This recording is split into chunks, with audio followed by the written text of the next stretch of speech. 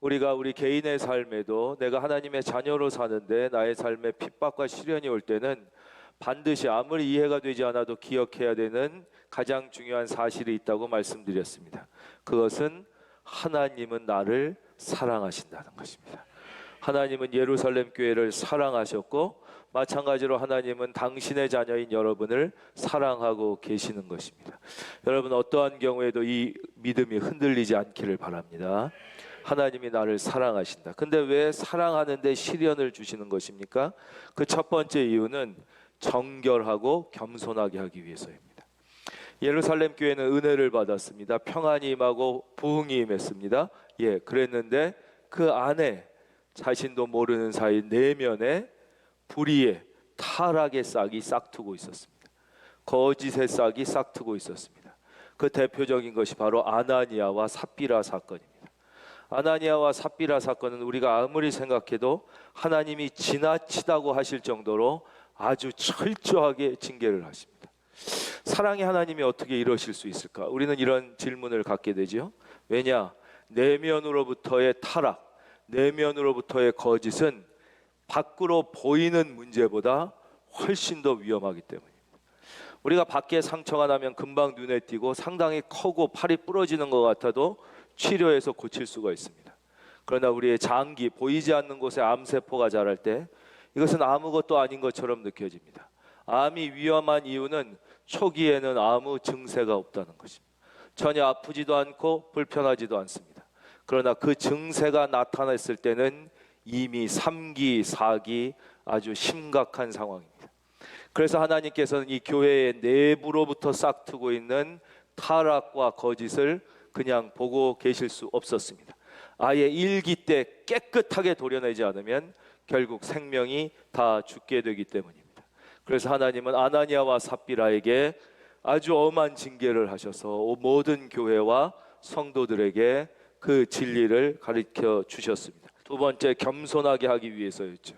겸손의 반대말은 때로는 교만이고 때로는 탐욕입니다. 이것은 늘 같이 옵니다. 아담과 하와에게 하나님은 모든 것을 다 주셨지요. 에덴 동산 모든 것을 다 주신 것입니다. 인류 역사상 그들처럼 다 가진 사람이 없습니다. 그러나 그들은 하나님처럼 되고 싶은 교만 때문에, 그리고 딱 하나 선악과만 먹지 말라고 그랬는데 그것조차도 갖고 싶은 탐욕 때문에, 사람은 평안만 계속되면, 환난과 시련이 없으면 내 속에 나도 모르게 교만의 싹과 탐욕의 싹이 자라게 되는 것입니다. 그래서 하나님은 사랑하는 사람과 사랑하는 교회에게 때때로 시련과 핍박을 주시는 것이죠. 시련과 핍박을 주시는 더 중요한 두 번째 이유는 바로 사명을 감당하게 하기 위해서라고 말씀드렸습니다. 사명을 감당한다는 것을 말을 바꾸면 생명의 낭비, 시간을 낭비하지 않도록 하는 것입니다. 우리가 하나님께서 우리에게 맡겨주신 지상명령이 있죠. 너희는 가서 모든 민족으로 제자를 삼아 아버지와 아들과 성령의 이름으로 세례를 주고 내가 너희에게 분부한 모든 것을 가르쳐 지키게 하라. 이 하나님이 주신 사명을 위하여 살지 않는 모든 시간은 생명을 낭비하는 것입니다. 시간을 낭비하게 되는 것입니다. 하나님은 사랑하는 자녀들이, 여러분도 그렇잖아요. 여러분 자녀들이 고등학생 때 시간 낭비하고 딴 데 쓰고 몰래 수업 빠지고 땡땡이 치고 그때는 좋아하지만 그런 시간을, 그 금쪽 같은 시간을 낭비하는 걸 보면 마음이 아프듯이 하나님은 사랑하는 당신의 자녀들이 하나님이 맡겨주신 그 유일한 소명이 아닌 다른 것에 시간과 생명을 낭비하는 것을 안타깝게 보셨단 말이에요. 여러분, 상황이 따로 좋은 상황이 있지 않습니다. 십자가, 예수님께서 우리 죄를 위하여 십자가를 지신 이후 2000년 동안 교회는 한 번도 좋은 상황이 있지 않았습니다. 언제나 핍박이 있었고 편견이 있었고 위기가 있습니다. 그럼에도 불구하고 하나님은 실패하지 않으십니다.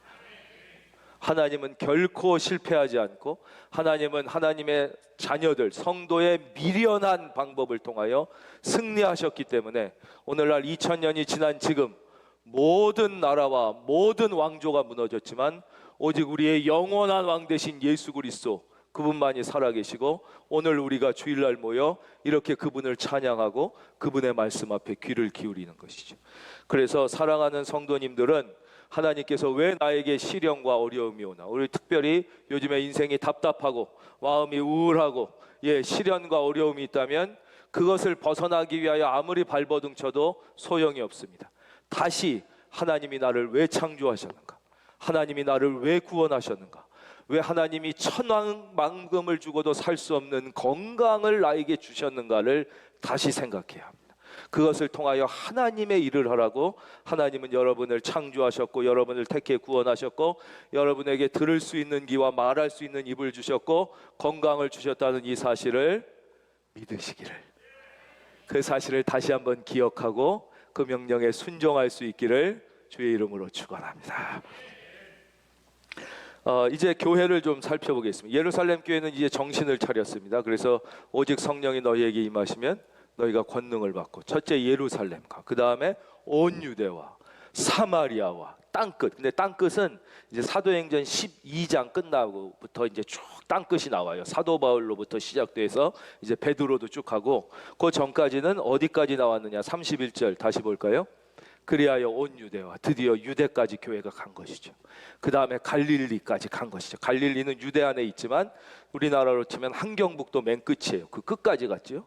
그리고 사마리아까지, 북한과 우리가 민족적으로 갈등을 갖고 있는 그런 일본이나 북한 같은 곳까지, 중국 같은 곳까지 간 거예요. 사마리아 교회가 평안하여 마침내 든든히 서가게 됩니다. 여기서 우리는 과연 이 사도행전에 나타나는 이 교회, 이 초대교회, 원래 예수님께서 내가 내 교회를 세우리리 한 그 교회의 본질의 모습은 무엇일까? 사도행전에 나타난 교회는 과연 어떤 교회였을까라는 질문을 갖게 됩니다. 그 이유는 오늘날 우리가 다니고 있는 교회는 모두가 제도와 형식 안에 들어와 있기 때문입니다. 어떤 교단이나 교파적 성격을 띠고 있고 어떤 교리적, 교조적 성격을 띠고 있습니다. 그 안에 들어와 있습니다. 그래서 우리는 이게 진짜 교회가 맞나? 진정한 교회란 무엇일까? 진정한 교회란 어떻게 해야 되는가에 대한 질문과 고민이 있습니다. 바로 이런 질문에 답을 주는 것이 성경에 나타나 있는 원래 교회, 본질적인 교회의 모습입니다. 사도행전 2장에서부터 9장까지 나타난 모든 교회를 다 살펴보면 우리는 거기서 답을 찾을 수가 있습니다. 첫째, 교회의 생명은 복음입니다. 여러분, 이 컵에 물이 들어 있습니다. 그래서 우리는 물을 마실 수가 있습니다. 저 혼자 마셔서 죄송합니다만 하여튼 우리는 물을 마시는 것이지 컵을 마시는 게 아닙니다. 그러나 우리가 이 물을 마시기 위해서는 컵이 있어야 합니다. 컵이라는 형식이 있어야 물이라는 내용을 담아서 그 물을 우리가 마실 수 있는 것이죠. 교회는 형식이나 구조나 제도가 아니라 복음이 교회입니다. 그러나 복음이 이 시대에 살고 있는 우리에게 전해지기 위해서는 이 복음이라는 내용을 담을 수 있는 제도와 형식이 필요합니다. 어떤 사람은 길쭉한 잔을, 어떤 사람은 넓적한 잔을, 어떤 사람은 대접을 쓸 수 있습니다. 그렇기 때문에 장로교가 있고 감리교가 있고 무슨 순복음교회도 있고 여러 가지 컵의 모양이 다르듯이 형식이 다를 수 있습니다. 그러나 모두 똑같은 것은 복음입니다. 그릇의 모양이 달라도 물은 결코 변하지 않습니다. 그런데 문제는 이 그릇을 너무 중요시 여긴 나머지, 그 교단의 교리와 그 교단의 제도와 형식을 중요시 여긴 나머지 물을 쏟아버리거나 물을 담지 않거나 물이 오염된다면 이것이 아주 심각한 것입니다. 이것이 오늘날 현대 교회가 가지고 있는 비극입니다.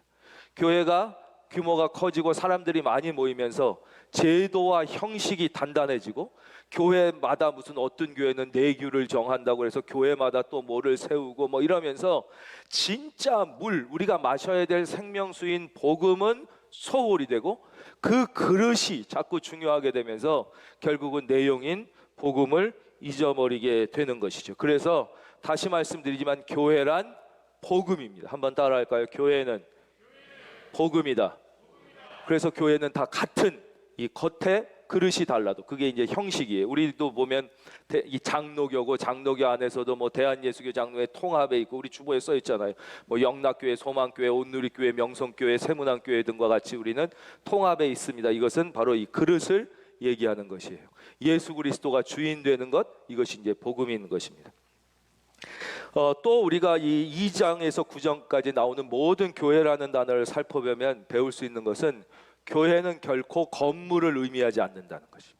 이 빌딩이 교회가 아닌 것입니다. 이 큰은혜 교회 예배당이 큰은혜 교회가 아니라는 것이죠. 이건 뭐 많은 분들이 알고 수도 없이 들었습니다. 교회는 건물이 아니다. 그런데 이게 중요한 게 아니라, 그럼 진짜 중요한 것, 건물이 아니라면 교회는 무엇인가? 두 번째 꼭 기억해야 되는 중요한 게 있습니다. 바로 교회는 그리스도의 몸이라는 것입니다. 한번 따라할까요? 교회는 예수님의 몸이다. 어떤 사람은 교회를 공동체라고 얘기합니다. 그것은 틀린 말은 아니지만 정확한 말은 아닙니다. 자칫하면 교회가 공동체라고 그러면 교회를 사람들이 모인 모임이라고 생각할 수 있습니다. 교회는 그런 사람들이 모인 공동체와는 전혀 다른 것입니다. 교회는 오직 예수 그리스도의 몸입니다. 그래서 예수님이 교회의 뭐가 되어 머리가 되시고, 모든 교회는 예수 그리스도의 몸이라 저와 사랑하는 성도님 모두는 바로 각 지체가 되어 예수님의 몸에 지체가 되어 섬기는 것을 교회라고 한다고 성경이 말씀하시죠. 그래서 지체는 다 귀한 것이죠. 눈도 있고 코도 있고 손도 있고 발가락 하나도 부러지면 아픈 것입니다. 그래서 교회 안에는 귀하지 않은 사람이 없다고 그랬습니다. 두 번째로 또 교회를 살펴보면 교회는 어떤 곳이냐? 성도들이 사도들로부터 말씀의 가르침을 받는 곳이 교회였습니다. 교회에는 반드시 성도들이 사도들로부터 말씀을 듣고, 그러니까 말씀의 선포가 있고 말씀의 가르침이 있고 말씀을 배우는 곳이어야만 교회입니다. 모르는 사람도 교회에 들어왔을 때 말씀이 선포되고 말씀을 가르치고 배우면 이것이 교회구나 하고 느낍니다. 그러나 교회 안에 말씀은 없고 세상 얘기만 있으면 이게 교회인가? 그래서 교회에 대하여 착각하게 되는 것이죠. 바로 말씀. 그래서 이 말씀을 우리는 먹어야 합니다. 말씀을. 유진 피터슨이라는 아주 유명한 목사님이 있습니다. 제가 두세 번 소개해드린 적이 있는데, 이분의 별명은 목사의 목사라는 별명을 갖고 있습니다. 그러니까 별명만 들어도 이분이 어떤 분인지 쉽게 짐작하실 수 있을 겁니다. 이분이 가장 최근에 낸 책 중에 제목이 이 책을 먹어라라는 제목의 책이 있습니다. 이 책을 먹어라. 이것이 바로 말씀을 우리가 어떻게 받으며 어떻게 우리 삶 가운데 말씀의 능력과 기적을 체험할 수 있느냐를 가르쳐주는 책인데요. 우리가 이제 성경을 읽거나 큐티를 하거나 설교를 여러분처럼 이렇게 듣습니다. 듣다 보면 내 마음에 공감되는 이야기가 있죠. 아, 그래, 그렇다. 내가 들을 때 그래, 옳다. 이런 얘기가 있습니다. 예를 들면 내 아내를 사랑해라, 내 남편을 사랑해라, 이런 겁니다. 때로는 네 원수를 사랑해라, 이런 거 있잖아요. 그럼 맞아, 저게 옳은 말이네. 그렇지. 그렇다면 내가 그렇게 해야겠구나 하고 결심을 합니다. 근데 여러분, 결심한다고 됩니까? 아무리 원수 같은 남편을 사랑하라고 그러는데도 얼굴만 보면 우라가 치미는데 어떡합니까? 이거는 마음대로 되는 게 아닙니다. 결심대로 되는 것이 아닙니다. 그래, 내가 이렇게 해가지고 공부를 열심히 해야지. 결심한다고 됩니까? 책상 앞에만 앉으면 졸음이 오는데 어떡합니까? 이게 마음 먹는다고 되는 것이 아닙니다. 만약에 설교를 그렇게 듣고 성경을 그렇게 본다면 그 사람은 말씀을 듣는 것이 아니라 강연을 듣는 것이며 하나님의 말씀이 아니라 인간의 윤리책을 읽는 거라고 유진 피터슨은 소개합니다. 그렇다면 하나님의 말씀을 듣는 건 무엇이냐? 무조건 이것은 살아계신 하나님의 음성이라고 성경을 읽을 때도 설교를 들을 때도 내가 먹는 것입니다. 저는 여러분이 부족한 목사의 입을 통하여 나오는 하나님의 말씀을 먹을 수 있기를 바랍니다. 먹는다고 바로 되진 않겠죠. 그러나 자꾸 먹으면 우리가 무엇을 먹느냐가 결국 우리의 몸을 형성하듯이 결국 이 말씀을 먹다 보면 하나님의 말씀은 살았고 운동력이 있기 때문에 어느 순간 나도 모르는 사이에 내가 결심해서 되는 게 아니라 이 살아계신 하나님의 말씀의 능력과 기적이 나의 영혼과 인격을 변화시키셔서 어느 순간 어두웠던 나의 마음이 밝아지고 어느 순간 캄캄했던 세상에 빛이 보이고 어느 순간 도저히 사랑할 수 없었던 그 남편이 사랑스러워 보이기 시작하면서 나의 삶에 위대한 변화와 기적이 일어나는 것입니다. 여러분, 하나님의 말씀은 인간의 책이 아닙니다. 도덕 교과서가 아닙니다. 설교는 강연이 아닙니다. 여러분, 엄마가 사랑하는 애를 위하여 음식을 먹여주듯이. 그래서 설교를요 영어로 뭐라고 그러냐면 딜리버리라고 그래요. 이 설교 전하는 걸.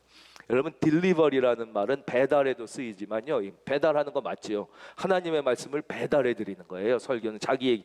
그리고 병원 가보셨으면 산부인과 분만실에 뭐라고 써 있습니까? 딜리버리 룸 이렇게 써 있어요. 바로 생명을 낳는 것, 그게 딜리버리예요. 바로 이 설교를 영어로 설교하는 것을 딜리버리라고 그렇습니다. 그래서 우리가 하나님의 말씀을 먹어야 되는 것이죠. 계속 선을 행하되 낙심하지 말고 안 된다고 하지 말고 계속 마음을 다해서 그 말씀을 먹을 때 어느 순간 내가 결심해서 내 의지로 되는 게 아니라 살았고 운동력 있는 하나님의 말씀이 여러분을 사로잡아 놀라운 변화의 날이 오게 될 줄로 믿습니다. 또 교회는 무엇입니까? 교회는 기도하는 집입니다. 이사야 56장 7절, 이는 내 집은 만민이 기도하는 집이라 그랬습니다. 여러분, 사람들이 기도를 열심히 하고 있으면, 여러분들이 기도를 열심히 하고 있으면 교회 처음 온 사람도 와서 아, 여기는 교회인가 보다 이렇게 느낄 것입니다. 그런데 기도는 하지 않고 회의만 하고 있으면 교회는 회의장인가 이렇게 느낄 수 있습니다. 기도하지 않고 먹고만 있으면 교회는 친목단체인가 이렇게 생각할 수 있습니다. 기도하지 않고 놀러 다니면 교회는 야유회 단체인가 등산단체인가 이렇게 생각할 수 있습니다. 남선교회는 선교하는 곳이지 놀러 다니는 곳이 아닙니다. 여전도회는 전도하는 곳이지 놀러 다니는 곳이 아닙니다. 장사하는 곳도 아니고요. 착각하면 안 됩니다. 교회는 하나님이 분명히 뭐라고 말씀하셨습니까? 내 집은 만민이 기도하는 집이라고 그랬습니다. 그래서 교회에선 기도해야 합니다. 여러분, 교회에서 어떤 부서든 어떤 성도님이시든 기도를 뜨겁게 하고 딴 것은 하지 않거나 짧게 하기를 주의 이름으로 부탁합니다.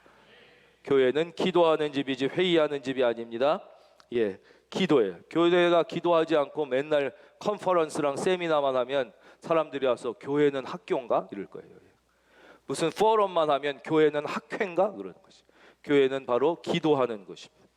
그 다음 교회는 어떤 곳이냐? 서로 교제하며 떡을 떼는 공동체라고 성경은 말씀하십니다. 이건 무슨 뜻이냐면요, 서로 교제하며 떡을 떼는 공동체라는 것은 교회 안에 치유가 있는가 하는 것입니다. 치유의 공동체. 교회 안에 위로가 있는가 하는 거죠. 위로. 교회 안에 화목해 하는 주의 영이 역사하는가 하는 거예요. 즉 권력이 있는 사람이든 없는 사람이든, 지식이 높은 사람이든 세상 지식이 적은 사람이든, 돈이 많은 사람이든 적은 사람이든 교회에 오면 내가 위로를 받고 마음이 평안해지고 사람들로부터 따뜻한 섬김을 받을 수 있다고 느껴지면 그것은 교회입니다.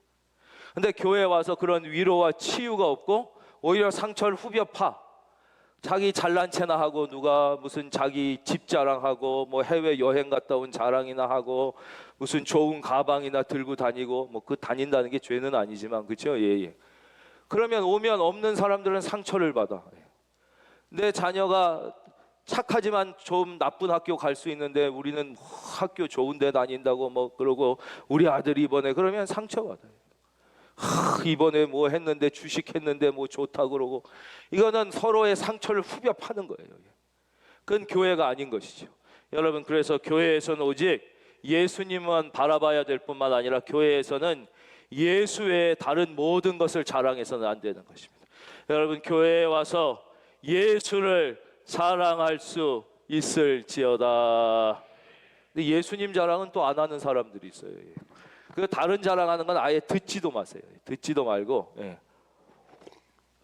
누가 자랑하면 또 거기다가 뭐라 그러면 그냥 웃으시면 돼요. 아, 저분이 열등감이 많구나. 저분이 하나님의 은혜를 아직 많이 받지 못하셨구나. 저분을 위하여 기도드려야겠다. 그러면은 그게 정확한 것입니다. 교회는 바로 형제의 연약함을 감싸주고, 교회는 누구라도 오면 위로를 받고 치유를 받고 편안한 마음이 있으면 그것이 교회입니다. 거기에 머무르지 않습니다. 바로 이 용서와 위로와 평안함, 이 교회 안에 있는 이것이 밖으로, 예수님의 명령을 따라 밖으로 전해지는 것을 구제라고 하는 것이죠. 바로 그래서 우리가 반드시 교회는 구제해야 되는데, 그건 뭐냐? 그 위로와 평안함과 치유가 교회 안에만 머물지 않고 밖으로 나가서, 그래서 여러분이 진짜 하나님의 자녀이고 하나님의 사람인 것은 무엇이냐? 여러분이 여러분의 소유를 팔아서 교회 밖에 있는 연약한 사람을 섬길 수 있다면 그때 비로소 여러분은 하나님의 자녀가 되는 것입니다. 그런 교회는 평안합니다. 그런 성도는 평안합니다. 그래서 하나님의 은혜를 경험하게 되는 것이죠. 교회의 본질, 이런 교회는 그럼 어떤 일이 일어납니까? 31절 계속 보겠습니다. 그리하여 온 유대와 갈릴리와 사마리아 교회가, 이런 교회는 평안이 임합니다. 평안하여. 그래서 여러분, 평안의 주인은 오직 예수 그리스도이십니다. 그 누구도 평안을 줄 수 없습니다. 예수님만이 평안이십니다. 세상에는 평안이 없습니다. 세상에는 물질은 있으나 평안이 없고, 세상에는 욕망은 있으나 평안이 없습니다. 오직 예수님만이 평안이십니다. 요한복음 14장 7절에서 예수님이 이렇게 말씀하시죠. 이거 한번 다 같이 우리가, 혹시 지금 방송으로 예배드리는 분도 계시다면 여러분에게 주신 주님의 음성을 잘 들으시면서 함께 읽겠습니다. 시작. 평안을 너희에게 끼치노니 곧 나의 평안을 너희에게 주노라. 내가 너희에게 주는 것은 세상이 주는 것과 같지 아니하니라. 너희는 마음에 근심하지도 말고 두려워하지도 말라. 그러셨어요. 평안을 너에게 주노라. 세상이 줄 수 없는, 세상이 알 수도 없는 평안, 평안, 평안. 여러분에게 평안이 있을지어다. 성경은 우리에게 뭐라고 말씀하시느냐? 너희는 평안을 얻을 수 없다. 우리는 죄로 말미암아 이미 평안이신 하나님으로부터 분리됐어요. 오직 평화의 왕이신 예수 그리스도를 믿고 붙잡을 때만 평화의 왕이신 주님께서 우리 안에 참 평안을 주시고, 우리는 그 평안의 전달자로 살아야 되는 것이죠. 그래서 예수님이 또 뭐라고 그러시냐? 부활하시자마자 요한복음 20장 21절에서 이래요. 예수께서 또 이르시되 너희에게 평강이 있을지어다. 아버지께서 나를 보내신 것까지. 하나님이 예수님을 왜 보내셨어요? 우리를 구원하기 위하여. 나도 너희를 보내노라. 우리는 왜 사는 거예요? 왜 구원받은 거예요? 우리도 바로 영혼을 구원하는 이 복음을 증거하기 위하여. 오직 성령이 너희에게 임하시면 너희가 권능을 받고 예루살렘과 온 유대와 사마리아와 땅 끝까지 내 증인이 되기 위해서 우리가 사는 것이죠. 바로 예수님의 마지막 유언입니다. 그래서 오늘 이 시대의 가장 긴급한 메시지는 평안이에요. 평안.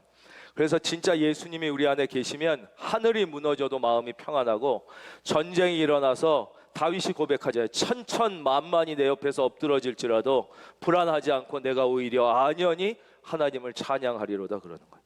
우리가 평안하지 않은 이유는 예수님이 없거나, 아니면 예수님이 계시지만 예수님을 외면하고 우리가 사명을 따라 살지 않고 욕망과 욕심을 따라 살기 때문에 평안이 없는 거예요. 여러분 모두는 예수님이 거하시는, 뭐라 그래요? 너희 한 사람 한 사람이 성령이 거하시는 주의 전임을 알지 못하는, 다 한 분 한 분이 작은 교회예요. 여러분 안에 예수님의 영이 계시고 예수님이 여러분의 주인이 되시면 여러분 속이 시끄럽지 않고 여러분 속에 갈등이 없고 평안이 임하는 것이. 그런데 우리가 예수 믿으면서도 속이 시끄럽고 평안하지 않고 갈등과 문제가 있는 것은 내 안에 예수님이 주인 되시지 않고 끝까지 내가 살아있는 거죠. 사람이 살아서 자꾸 얘기를 하려고 그러니까 기도는 하지 않고 자꾸 내 생각만 주장하고 말씀을 먹지 않고 계속 세상의 풍조에 따라가니까 내 속이 시끄럽고 고난과 갈등이 계속 있는 거예요. 다시 한번 여러분 축복하겠습니다. 왜냐?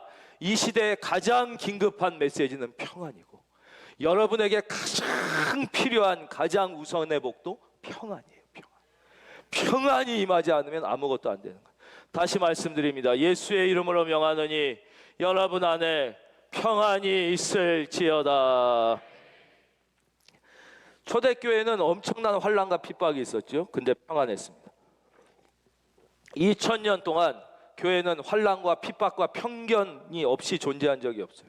그러니까 팔자가 좋아서 평안하다, 환경과 상황이 좋아서 평안하다는 사탄의 거짓말에 속으면 안 되는 것입니다. 오직 평안의 이유는 주님이 계시기 때문에 평안한 거예요. 주님이 안 계시면, 그러니까 예수님의 교회는, 예수 믿는 사람은 어떤 환경 속에도 평안할 수 있어요. 어떻게 그럴 수 있는지를 이제 조금 쉽게 설명드리겠습니다. 여기 배가 있습니다. 이 배의 사명은 사람들을 태워서 저 끝까지 가는 것입니다. 어떤 배의 사명은 여기에 큰 짐을 싣고 저기까지 가는 것입니다. 어떤 배의 사명은 뭐 고기를 잡는 것이거나 석유를 하는 게 있죠.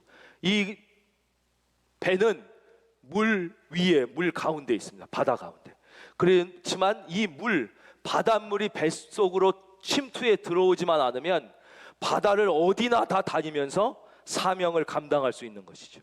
그러나 물이 침투해 들어오기 시작하면 이 배는 침몰하고 마는 것이죠. 바로 교회는 구원선이라고 성경은 말씀하십니다. 노아의 방주를 기억하십시오. 교회는 세상 가운데 존재하면서 예수 그리스도의 복음과 평안을 전하는 사명을 갖고 있습니다. 그런데 이 교회가 어떻게 하면 환난과 핍박 속에서도 평안할 수 있습니까?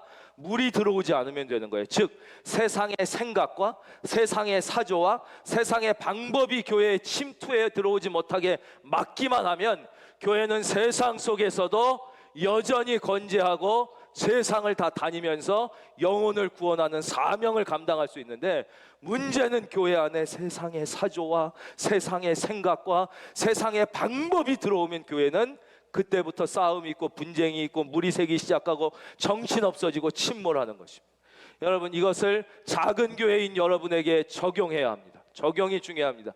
여러분, 한 사람 한 사람은 주의 영이 거하는 성령의 전 작은 교회라고 그랬습니다. 왜 여러분이 예수 믿고도 어마어마한 평안과 기쁨을 누리지 못하느냐? 하나님의 자녀된 여러분에게 세상의 사조, 세상의 방법, 세상의 생각이 이미 침투해 들어와 여러분이 지금 침몰 직전에 있기 때문입니다.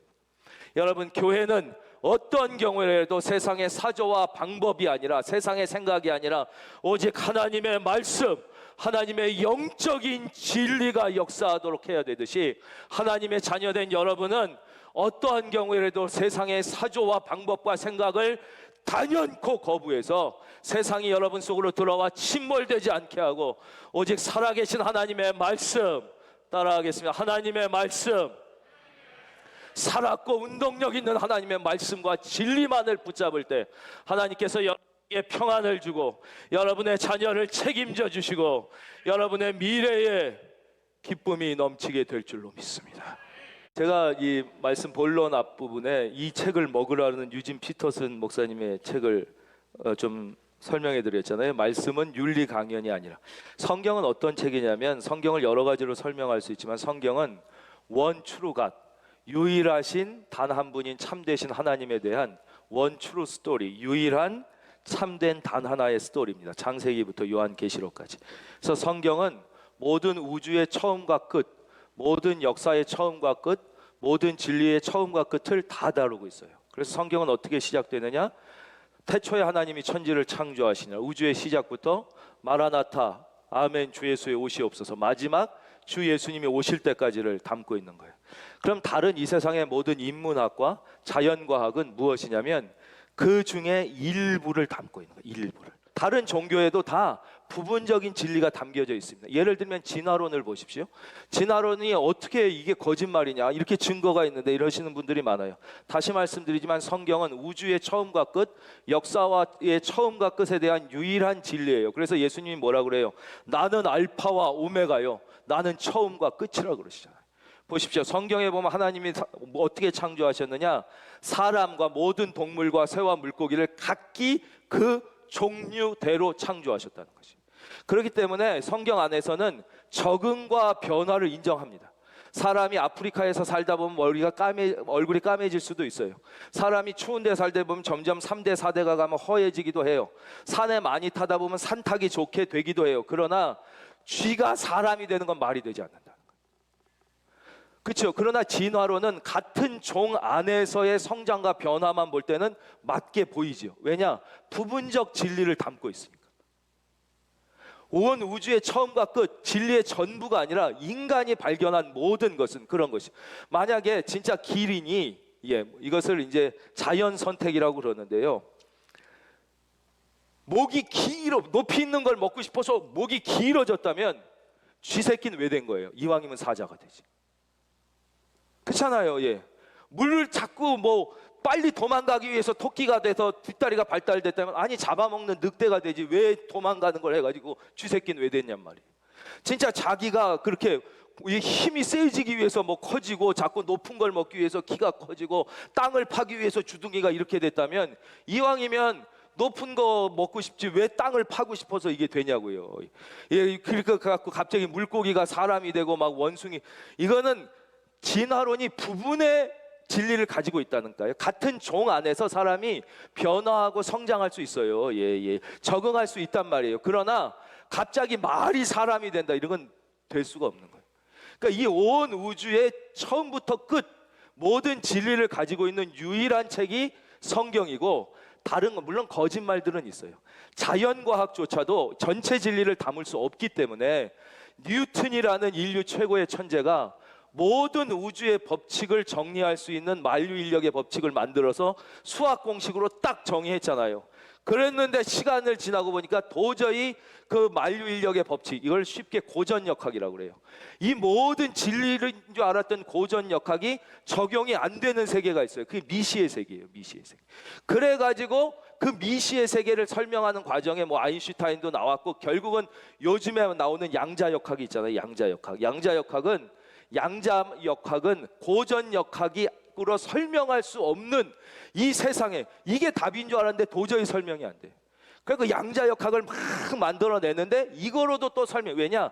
여러분, 다윈이 진화론을 쓴 다음에 그 책을 부분적 오류를 고쳐내는 이론이 얼마나 많이 나와서, 지금 얼마 전에 리차드 도킨슨이 만들어내신 이기적 유전자가 얼마나 그 다윈이 쓴 그 진화론과 다른 줄 아십니까? 종의 기원과?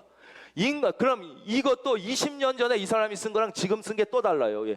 계속 2000년이 아니라 영원토록 변치 않는 진리는 변하면 진리가 아니란 말이에요.